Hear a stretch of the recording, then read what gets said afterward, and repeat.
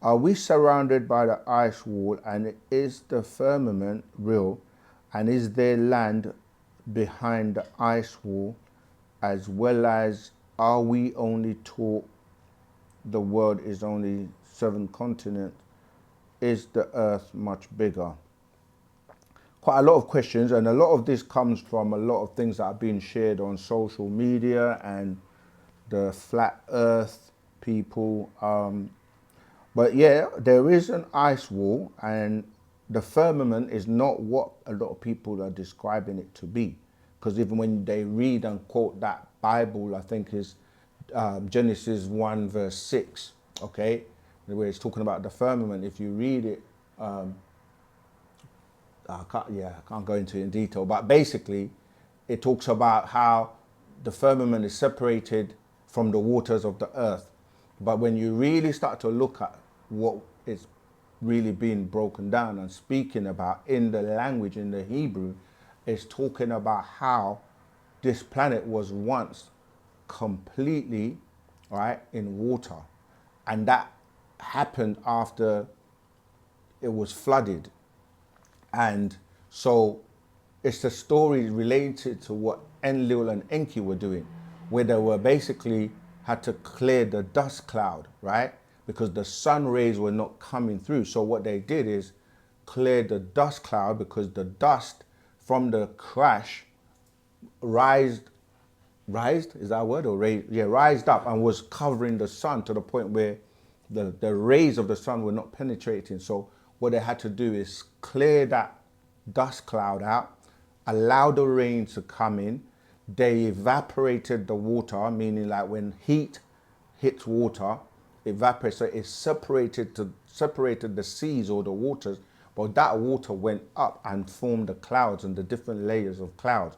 And you have different atmospheres or spheres, which are known, like the iosphere, biospheres, etc., right? So that's what it's describing in terms of the firmament. Because like I said, if you've ever been in an aeroplane, right, and you're flying, you will see like you go above clouds, and then depending on the altitude, you can go above another layer and another layer. So you will see that planes will be flying, you look down, you see clouds. You look up and you see clouds. And they form thickly, so thick, I don't know if that's a word, maybe I've just created a new word. They're so thick that when you look through, you can't penetrate and see down, but then you'll come to another area where the clouds are clear, and then you can look down, and depending on how far you are, or when you're descending now, when you're going to land, you start to see the different different houses. And as you come down, it's so tiny, but you see people, cars, and you start to,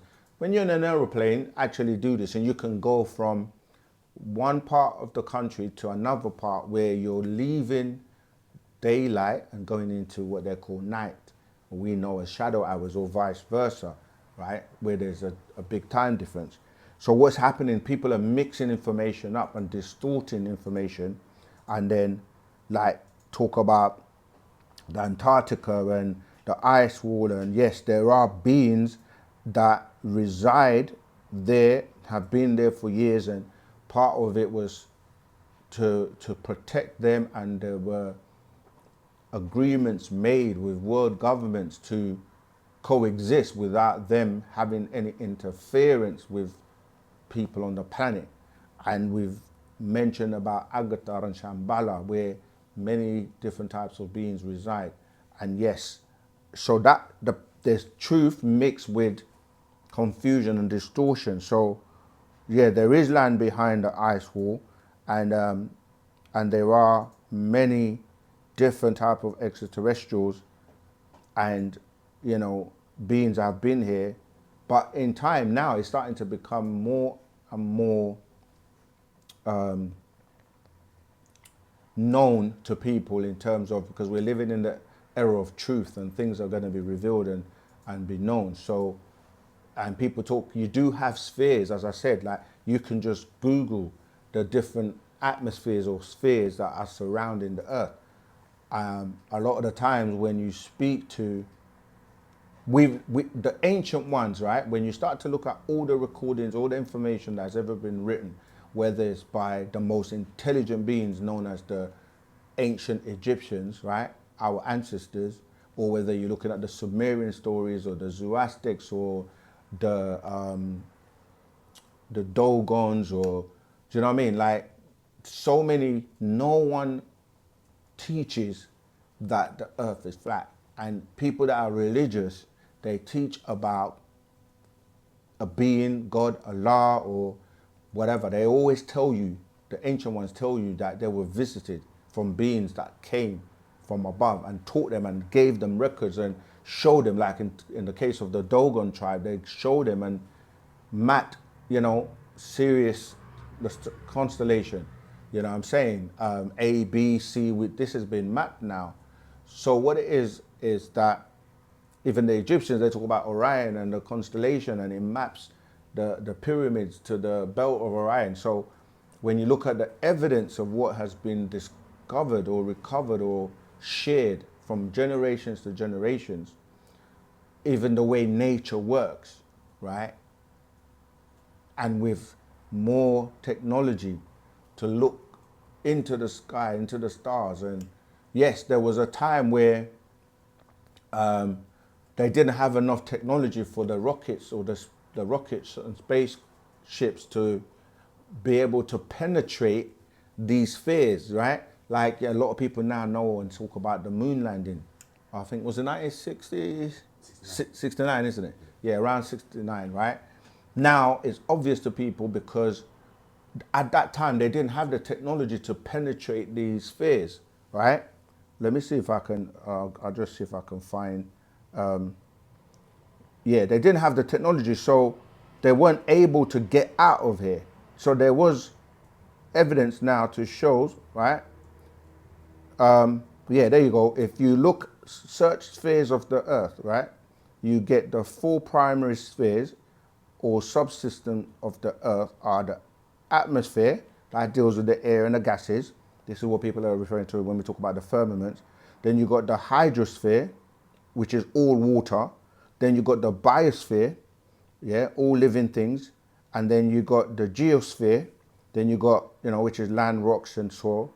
And you got the lithosphere. And as you keep going, so, you know, you're dealing with different environments that different beings can coexist in. So when we say that the firmament, like even the air you're breathing, that's water, you see? So there's the different layers of water. So you've got the thick water, the one that's more dense, the liquid in the seas, in the oceans. Then you got the air. We're actually in an aquarium because we are still water beings. We came from water onto land, but then the division between the water that you go in the ocean and the water that you're breathing right now, yeah, called oxygen, right?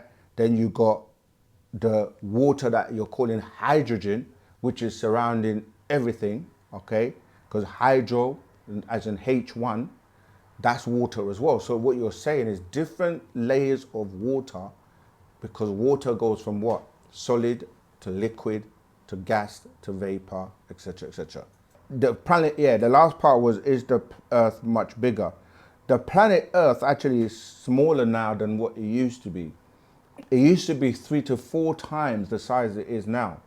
And that's why when that accident took place with, you know, Nibiru, the Anunnaki craft, when they hit the planet known as Meldek, oh man, no, someone else is cool. Okay, when they hit the planet, and then it then hit, or the destruction came back and they hit this planet when it was known as Tamat, it split it in half, right?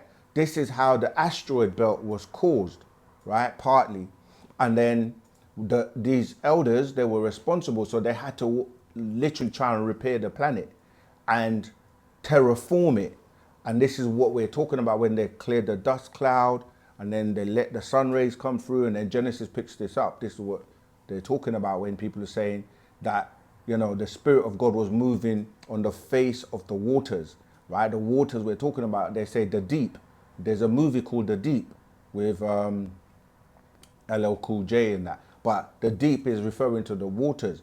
and there were beings in the waters, and that's why when you read the Bible, somebody's telling the story, because it says, and God said, let there be light, and he did this, and he said, that's what they were doing. It was Enki in them, terraforming the planet, and then they had to use something called the tetrahedron force, which is dealing with magnetism, to hold the planet, the pieces together, rebuild it over many, many, many years. And then they transported, you know, insects and trees and plants from their different star systems to come and terraform this planet, and then make it to the point where it's now smaller than the size it was.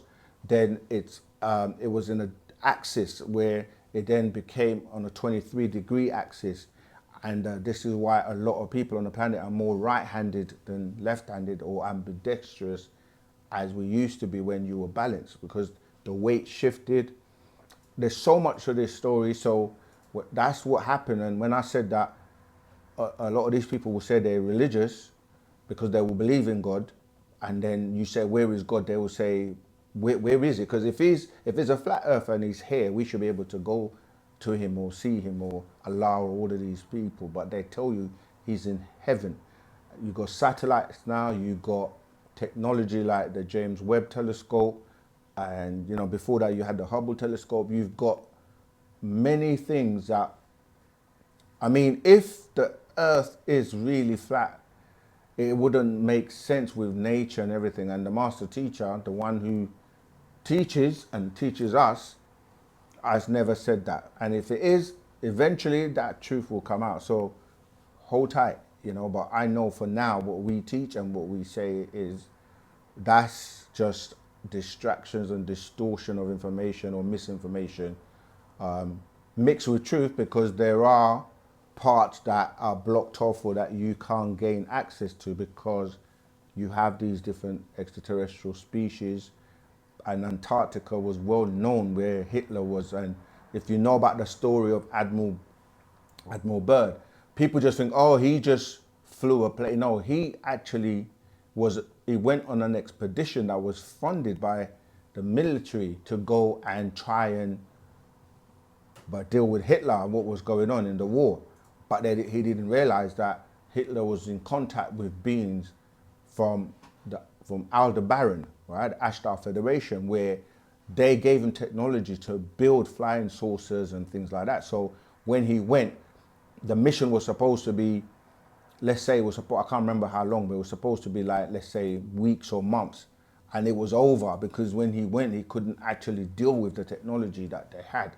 So, you know, there are many things that were hidden and not told. And but now it's all coming out, because classified information back then is now WikiLeaks, and many people have just exposed. And it's like, even, going back to what I was saying before the call interrupted me, I was saying that they didn't have technology to basically penetrate these spheres when they were saying they went to the moon. And now that's been debunked. Everything's been debunked. Like, we've got technology now, AI and so forth, and people are smart now. It's not like back in the day where they will say, oh, we went to the moon. And you look at the footage, you're like, who is on the moon to film them coming in and landing, right? You look at the atmosphere in terms of the gravity and how you would bounce off if you're in that, if you're in that type of environment. You look at the background, the stars are they're not bright. Like, if you can see a star from the earth and then you're actually closer by being, you know, on the surface of the moon, you should be seeing those stars even much, much brighter. You look at the shadows, it doesn't make sense, because if light is here or the sun is here, your shadow will point in a particular direction. It doesn't add up, right? Not only that, they show you with the president at the time, who was President Nixon, on the telephone, a landline, calling and speaking to them. That is just ridiculous, yeah? So a lot of these things are being debunked, like, and then there's footage of them leaving as well, apparently. Like, who's there and left behind to film them taking off? How did they get that footage? Nowadays, it's so easy to, like, and then of course, those of us who were reading the master's books from back in the day, he was telling us, like, the set that was used to film it was the same set used in the movie, James Bond movie called Moonraker. And like, you know, it's just so much. People say, yeah, conspiracy theory. And nowadays, anything that happens, people are smart. They got the ability now to basically, because why? The spell is lifting. People are not under the spell like they used to be before, where now it's like you're using your mind. It's the information age. And you can debunk things. Like anything that happens, it takes literally seconds and it's all over social media. Experts giving you like, you know, that doesn't make sense. I used to be in the military. That trajectory where they're saying the bullet came and now they're revisiting things like, you know what I mean? Like things in the past that, and another thing they're trying to do, they can swipe and wipe, you heard the Mandela effect, wipe off history from the internet and stuff like that, where you go back to look for certain things, you know, certain assassinations that took place, Kennedy, etc., etc. Like you go back and it's been changed, and you're thinking, what? Yeah, because some people have the influence to pay people to go look, get rid of that. So there might be something on the internet, social media, YouTube, whatever, and the next minute it's gone. And people be like, you know what, save this, tape this, watch this now before they take it off. How is that possible if it's a worldwide, you know what I mean? So yeah, these things are possible, but don't get too caught up on the conspiracy theories. Look for the facts and break things down to the point where it makes sense, all right?